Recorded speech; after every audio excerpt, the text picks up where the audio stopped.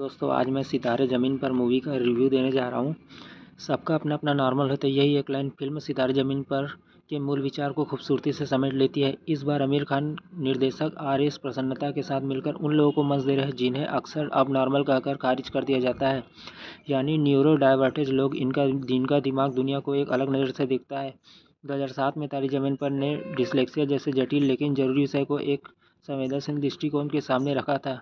अब सितारे ज़मीन पर उसी सोच को आगे बढ़ाते हुए हमें यह याद दिलाती है कि जिन्हें हम मंगोल या पागल कहते हैं, दरअसल वो हमें इंसानियत का असली मतलब सिखाते हैं।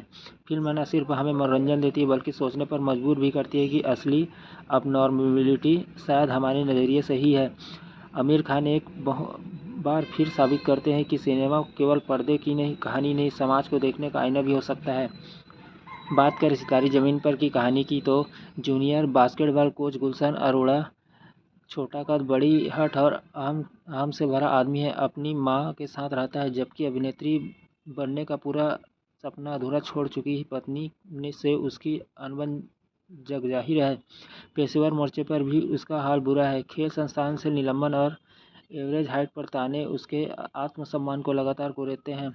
एक रात शराब पीकर गाड़ी चलाने और हाथापाई के बाद अदालत से जेल नहीं कम्युनिटी सर्विस की सज़ा मिलती है, जिसमें उन्हें डाउन सिंड्रोम वाले युवा वयस्कों की एक फुटबॉल टीम बनाकर उन्हें टूर्नामेंट से तैयार करना। टीम में है सुनील, सतबीर, लोटस, शर्मा जी, गुड्डू, राजू, बंटू, गोलू और हरगोविंद। शुरू में गुलशन इन्हें पागल समझ क्रोध और झुंझलाहट से पेश आता है, पर मैदान, पसीना और छोटी छोटी जीतें धीरे धीरे उसके भीतर की जीत तोड़ती है।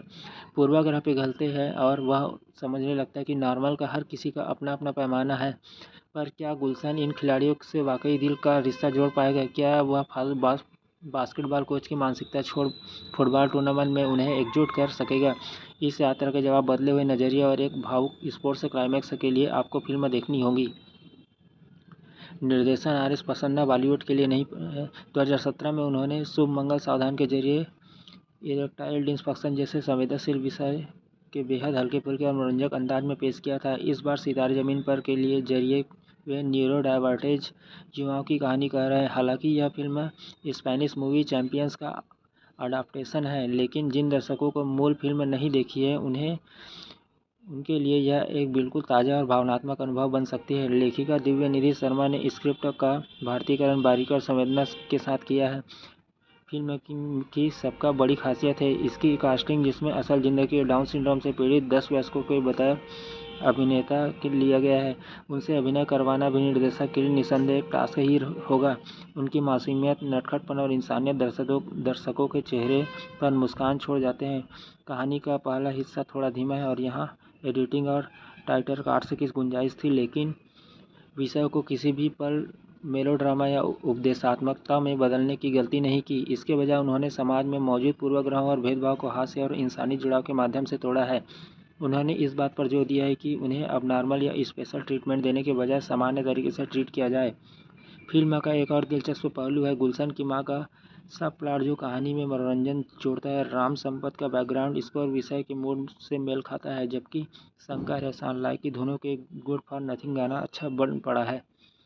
बात करें सितारे ज़मीन पर की कास्ट की तो आमिर खान हमेशा से अपने किरदारों में जादू लगाते हैं। इस बार भी उन्होंने गुलशन के किरदार का ग्राफ सही ढंग से पकड़ा है।